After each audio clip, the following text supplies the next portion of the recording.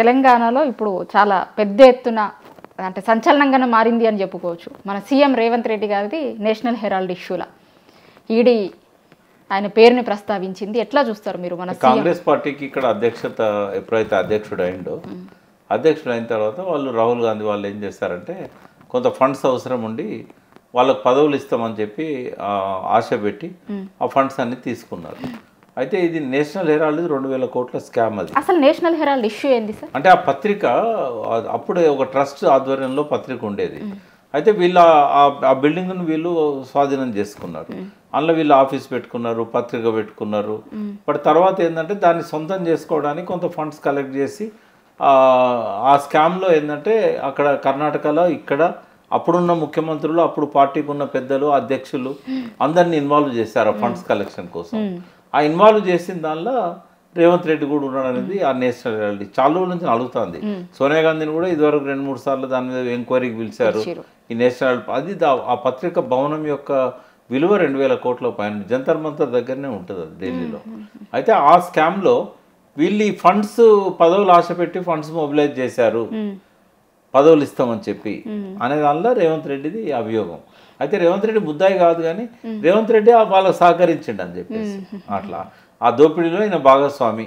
నెల రోజుల కిందట 2 నెలల కిందట కావచ్చు, రేవంత్ రెడ్డి గారు జపాన్ పర్యటనలో ఉన్నప్పుడు సోనియా గాంధీని, రాహుల్ గాంధీని A1 A2గా అంటే అంతకుముందు నుంచి ఇన్వెస్టిగేషన్ జరుగుతుంది, కానీ A1 A2గా చేస్తే కాంగ్రెస్ పార్టీ సీఎంలు, వేరే రాష్ట్రాలలో ఉన్న సీఎంలు వాళ్ళ పీసీసీలు చాలా మంది ఈడీల ఆఫీసుల దగ్గర ఆడిడ ధర్నాలు చేశారు. కానీ అసలు కనీసం మాట్లాడని కూడా మాట్లాడలేదు ఆ రోజు అని చాలా మంది మాట్లాడుకున్నారు. దీని వల్లనే మాట్లాడకుండా ఉంటుంటారు అనే అనుమానాలు ఇప్పుడు వస్తున్నాయి. ఇప్పుడు ఆయనతో పాటు జపాన్ పోవాల్సిన శ్రీధర్ బాబు ఏమో పార్టీ కార్యక్రమంలో పాల్గొందామని వాయిదేసుకున్నాడు.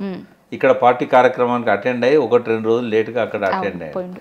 ఈయన ఒక్కరోజు వాయిదేసుకోవచ్చు కదా. అంటే నేషనల్ హెరాల్డ్ దానిలో తన పేరున్న సంగతి తెలుసు, తనకి తెలిసి ఇంకా ఈడీ సీరియస్ అవుతుందేమో నేను అని పార్టీ స్టాండ్ను ఆయన వదిలేసి జపాన్ పోయాడు.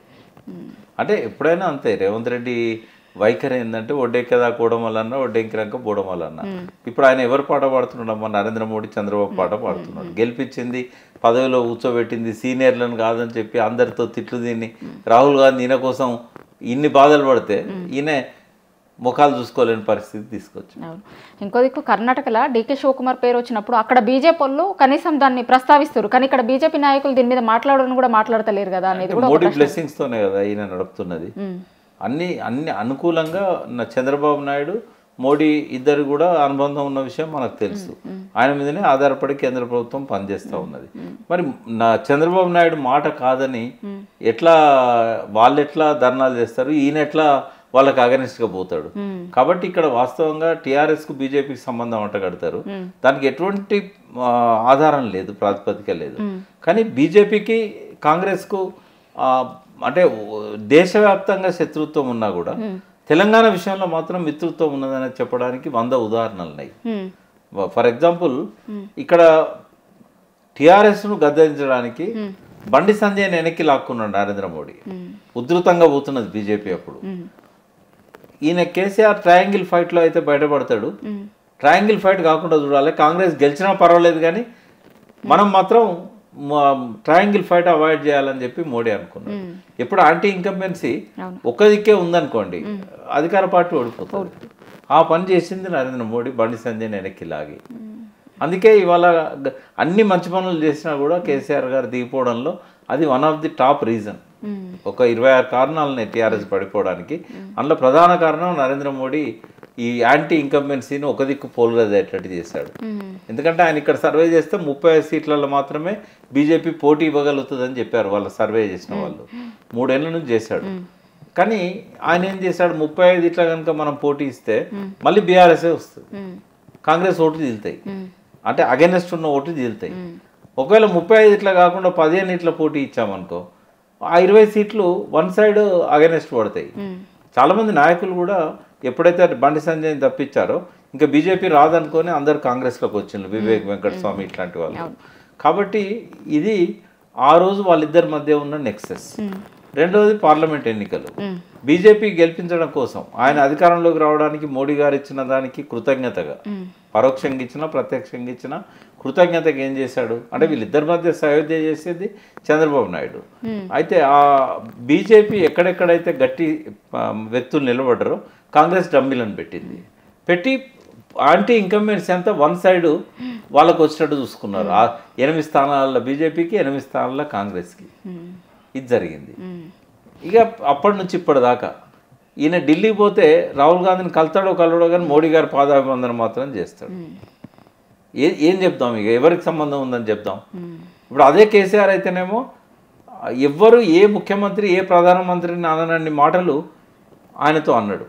ఆయన దేశవ్యాప్తంగా డిస్టర్బ్ చేయడానికి భారత రాష్ట్ర సమితి పెట్టాడు. ఎక్కడ కూడా రాజీ పడలే. ఆఖరికి బిడ్డ మీద కేసు అయినా కూడా రాజీ పడలే. ఇందాక మీరు రాహుల్ గాంధీ పేరు ప్రస్తావించారు కాబట్టి ఒక దిక్కు వాళ్ళ అధినేత హైకమాండ్ అనుకోర్రి వాళ్ళు చెప్పిందే నడుస్తుంది కదా ఎక్కడైనా వాళ్ళ రాష్ట్రాలల్లో. ఆయననేమో అదానీ మీద ఫైట్ చేస్తారు, అదానీ మీద చేసుకుంటూ పోతారు. కానీ ఈయన మాత్రం అదానీతో దోస్తాను చేస్తుంటారు కూడా చాలా రోజుల నుంచి విమర్శలు ఉన్నాయి కదా తెలంగాణ. రెడ్ కార్పెట్ వేస్తాడు. అది ఒకరినొకరు ముఖాలు చూసుకోలేని పరిస్థితి వచ్చినప్పుడు అదానిది కట్ చేశాడు. అయినా కూడా రాహుల్ గాంధీకి ఎవరు చెప్పాల్సిన అవసరం లేదు. ఇవాళ మీనాక్షి నటరాజన్ గారు వచ్చారు అని అంటే ఈయన చేస్తున్న పనులన్నీ కూడా డైరెక్ట్గా ఆయన నోటీసుకు పోతా ఉన్నాయి ప్రతిదీ.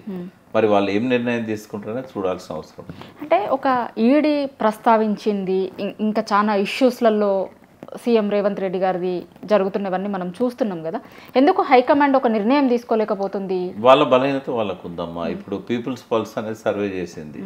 తెలంగాణలో ఇప్పటికిప్పుడు ఎన్నికలు జరిగినా కూడా మోర్ దెన్ 80 సీట్స్ టీఆర్ఎస్కి వస్తుందని చెప్పింది.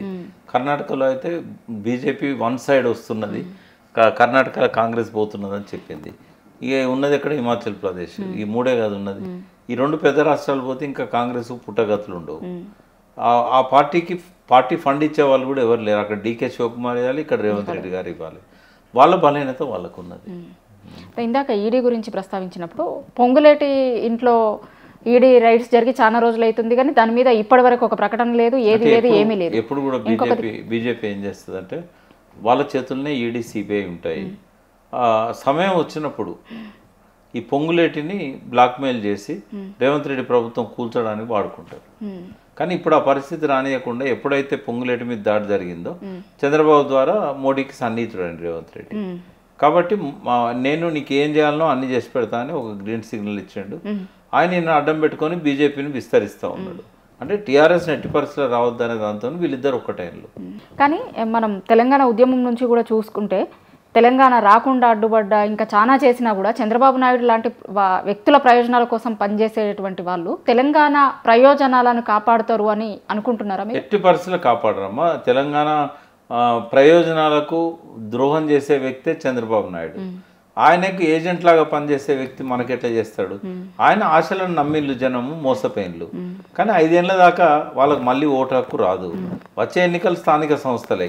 కనీసం ఇక్కడనన్నా ఆ పార్టీని బొందబెడితే కనీసం రాహుల్ గాంధీ జ్ఞానోదయం అయింది కావచ్చు. ఒక్క జడ్పీ కూడా రాలేదు, ఒక్క మున్సిపాలిటీ కూడా రాలేదు, ఒక్క డివిజన్ కార్పొరేటర్ గెలవలేదు, ఒక్క వార్డు మెంబర్ గెలవలేదు అనే మెసేజ్ కనుక ఢిల్లీకి పంపిస్తే ఈ శని 2.5 ఏళ్ళ తర్వాత విరగడయ్యేది ఇప్పుడే విరగడవుతుంది. అది ఉన్నది ఇప్పుడు ప్రజల చేతిలో ఆ బాణం. వాళ్ళు ఉపయోగించుకోవాలని కోరుతుంది.